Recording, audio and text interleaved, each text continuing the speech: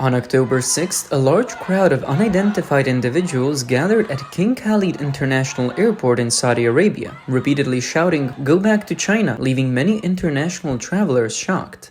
A Chinese eyewitness at the scene shared his experience, saying,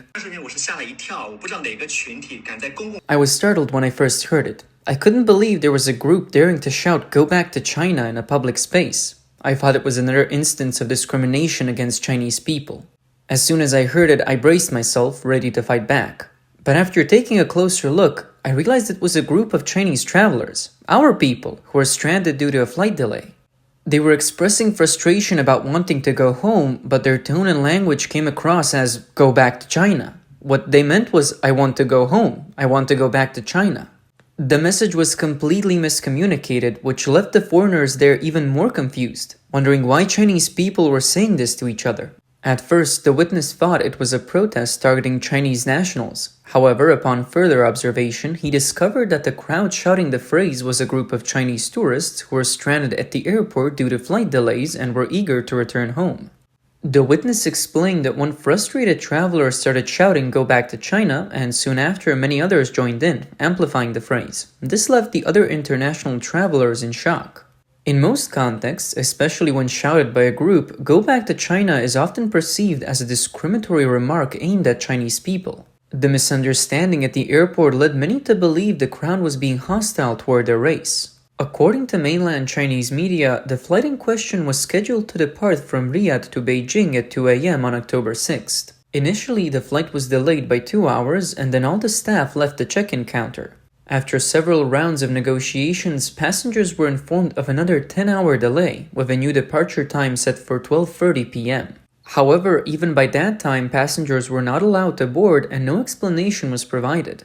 After contacting the Chinese embassy, the airport rescheduled the flight again to 2 a.m. on October 7th. The frustrated passengers started protesting after being stranded at the airport for nearly 24 hours. The flight eventually departed on October 7th and arrived safely in Beijing, but the incident sparked widespread discussion on Chinese social media. Many online commenters expressed embarrassment over the situation. Some comments read, "I've never seen anything like this in my life. Chinglish strikes again." And, "When Chinese people get mad, they even curse themselves." One user on Weibo commented, "Those advocating to cancel English education just don't want Chinese children to understand or communicate with the world." Right now, English is still widely used globally, and knowing it gives you a chance to present China to the world. Isn't that a good thing? Another Weibo user shared a post saying, "Just the other day, Chinese actress Xiao Yifan mentioned how saying 'sit, sit, sit' to guests abroad sounds like you're commanding a dog. Add 'please' in front of it, like 'please sit down' or 'please have a seat,' and it sounds much better." She also added, "When foreigners here 'go back to China,' it sounds like 'you go back to China.'" Now, imagine hearing a group of Chinese people shouting, "You go back to China." Isn't it absurd? Who exactly are they commanding to return to China? English is something we need to learn. The video of the incident quickly went viral on social media overseas, with many Chinese-speaking viewers commenting, "Baidu Translate messes things up." This is the joke of the century and shows why studying is important. And in a world where isolation is no longer an option, how many people said they'd drop English if they could? And now, how many kids insist on speaking only Chinese? "Go back to China" is a phrase often viewed as entirely discriminatory. In Canada, for example, an ice hockey player could be suspended for 5 games if they were to use this phrase during a match against an Asian opponent. While the Chinese travelers weren't discriminating against themselves, their chants certainly puzzled others. The topic of Chinglish has long been a talking point, and the little pings have even caused political embarrassments overseas due to language mishaps. During the 2019 Hong Kong anti-extradition protests, many Hong Kong students abroad held solidarity gatherings, only to be met with counter-protests from pro-CCP mainland Chinese students who often resorted to aggressive tactics. On August 19, 2019, a Facebook video from Canada captured one such confrontation, showing a group of pro-Hong Kong protesters facing off against a group of Chinese students waving the Chinese 5-star flag in opposition.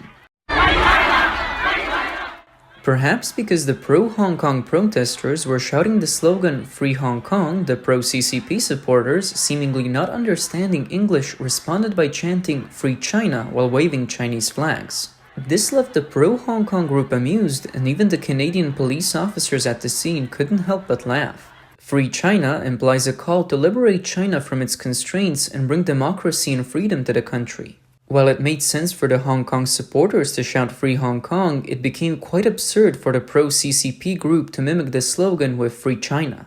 The video of this incident quickly spread on Facebook, with many overseas supporters of the Hong Kong protests leaving mocking comments. One user joked, "Looks like the Chinese have woken up and realized China isn't free." Another quipped, "Your chairmanship probably wouldn't like this slogan." While another added, "The police were laughing so hard their faces turned red." This isn't the first time Chinglish has been confused abroad, and it's not limited to protests. In China, language mishaps caused by poor English skills often lead to embarrassing mistakes in the workplace as well. For example, in July 2023, a Postal Savings Bank of China sign in Jilin had an embarrassing typo. China was misspelled as Tsichna. Two foreigners on the street pointed it out, and a viral video showed them discussing the mistake. The sign, written in Chinese, Korean, and English, had several errors, including Tsichna Post instead of China Post, and Postal Saving GSB Bank of China for Postal Savings Bank of China. In the video, two foreigners can be seen stopping to talk about the sign, with the person recording saying, "It's all wrong. The English is completely wrong. It's so embarrassing, and now two foreigners are laughing at us." The bank later responded, saying the mistake was made by workers who didn't know English, and they promptly corrected the errors. The issue of English proficiency in China has been long-standing. From elementary to high school and even university, Chinese students put in considerable effort to learn English, with parents investing significant time and money. However, many people later realized that English offers little help for their career development in China. Experts have pointed out that due to China's rigid education system and ineffective teaching methods, many students only learn, quote, mute English, limited to basic readings or simple phrases. For most, English is merely a stepping stone for the college entrance exam, and after graduation, many forget it quickly. Rather than addressing these systemic issues, the Chinese Communist Party, CCP, has de-emphasized the importance of English in recent years. Even members of China's National People's Congress have advocated for removing English from the college entrance exam. Some universities have already taken action. In September 2023, Xi'an Jiaotong University in Shaanxi Province removed the English exam as a requirement for graduation. Students no longer need to pass a national standardized English test or any other English exam to receive their bachelor's degree. This announcement sparked a social media frenzy, with related hashtags generating over 350 million views. In China, the diminishing importance of English is a reflection of rising nationalism fueled by the CCP. A nationalist influencer with 6 million followers on Weibo posted, "English is important, but as China develops, it is not necessary. It's time for foreigners to learn Chinese." The college English test, first introduced in 1987, has long been a graduation requirement for most Chinese universities, highlighting the importance of English as the dominant language in global academia and science. After the turbulent years of the Cultural Revolution, when China was isolated and impoverished, learning English symbolized the country's desire to open up and catch up with developed nations. However, in recent years, many Chinese universities have begun to phase out English language programs. State media have reported that US universities are also dropping Chinese language programs, reflecting a decline in interest. But while the US is phasing out Chinese due to decreased demand, China's decision to reduce English programs reflects a deliberate move to downplay the language and the low employment rates among English majors. In 2001, after China joined the World Trade Organization, English became a mandatory subject in primary and secondary schools. But in recent years, English has been given less importance in education at all levels. For example, Beijing has scrapped English exams, and in Liaoning province, the weight of English in the high school entrance exam has been reduced. Several years ago, Ningxia introduced a dual option for English and Japanese in the college entrance exam. In Shanghai, one of China's most international cities, the government banned final exams in English for primary school students in 2021, citing the need to ease students' academic burden. 3 years ago, Xi Jinping's administration further restricted private tutoring, including for foreign languages, under the pretext of reducing student workload. Since Xi Jinping took office, the CCP has ramped up extreme nationalistic rhetoric, with Xi calling for greater cultural confidence and resisting Western influence. In schools and universities, teachers are now banned from using Western textbooks or discussing Western values such as democracy, press freedom, and judicial independence. The demotion of English is emblematic of China's increasing inward focus and tightening ideological control.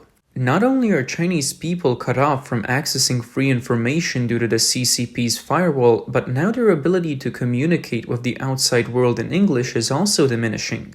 In contrast, across the Taiwan Strait, the Taiwanese government has launched a plan to become bilingual by 2030. Taiwan, with its democratic freedoms, enjoys a thriving environment for international language exchange. Political needs always drive the CCP's manipulation for language policies. For instance, in 2021, Beijing's subway system replaced English signs with pinyin, changing the word station to zhan to emphasize sinicization. However, after 3 years of pandemic-induced economic downturn, the English signs quietly returned as a part of an effort to attract foreign tourists. Once again, zhan was replaced by station. All these shifts are purely driven by the CCP's political agenda. Ultimately, when discussing the group of Chinese people at the airport in Saudi Arabia shouting "Go back to China," it's clear that the incident wasn't entirely due to poor English skills. It also highlights issues with how the situation was handled. It's common to protest or file complaints, but if you're not confident in your English, it's better to stay quiet and let someone more fluent express your concerns. What we saw at the airport with a large group of people making a scene is a rare occurrence. Ex-host of the YouTube channel Hong Kong Uncensored, Anthony Tso, commented on this incident saying, "In a group of people, there must be at least a few who understand English well enough to correct the mistake and tell them that 'go back to China' actually means something offensive. But the real question is, why didn't anyone step up to correct them? Is it possible that no one understood English? This raises some important questions. What we are witnessing is a tragedy of nationalism. There were undoubtedly people in the crowd who knew English, but why didn't any of these informed individuals step up to correct the mistake? Why did no one dare to do so? The reason lies in China's system and culture, which doesn't encourage people to correct errors. People are afraid to speak up because if they do, they risk being filmed, attacked online, and labeled a traitor. Nationalism in China has intensified under the CCP's influence, particularly among the younger generation who are quick to defend the government and often find themselves making embarrassing mistakes in the process. There are many similar examples. One well-known case happened in late January when British pianist Brendan Kavanagh, performing a public piano session at a London train station, was confronted by several individuals waving the CCP's 5-star flag. They were filming a CCP propaganda video and cited Chinese law, claiming they had portrait rights and demanded that Kavanagh stop recording. One of them even shouted, "Don't touch her! Don't touch her! Don't touch her!" They insisted that Kavanagh delete the footage, arguing that he had no right to share their images online. Kavanagh refused, telling the group, "This is not communist China." The confrontation escalated into an argument, eventually requiring police intervention. The group's misunderstanding stemmed from their belief that, according to Chinese law, no one could use their likeness without consent. They were surprised when the British police explained that, since it was a public space, Kavanagh had every right to film. The incident, broadcast live, quickly garnered international attention. In an interview with Voice of America, Kavanagh said, "I'm not anti-China. I love the Chinese people and the rich traditional culture before 1949. He added, "The CCP doesn't like traditional Chinese culture. They are control freaks. Just look at how they treat Falun Gong practitioners and their meditation exercises. The CCP doesn't like anything that comes from China's traditional heritage." With more Chinese people traveling, working, or living abroad, scandals involving their behavior have become more frequent. In 2015, a notorious incident occurred outside a Burberry store in Bicester Village, Oxfordshire, where a Chinese woman allowed a young boy to defecate in front of the shop, despite a restroom being just meters away. In 2016, another Chinese woman allowed her child to urinate directly on the floor of the Grand Hall in Russia's famous Catherine Palace. In many popular tourist cities, signs written in simplified Chinese specifically target Chinese tourists with instructions like, "Please flush after use," "Please keep quiet," and "No spitting." These signs, meant to curb uncivilized behavior, have embarrassed many Chinese travelers. Some experts argue that these behavioral issues can be traced back to the influence of the CCP over the past few decades. China, a nation once known for its 5,000 years of civilization and rich cultural heritage, has seen its reputation tarnished under the CCP's rule.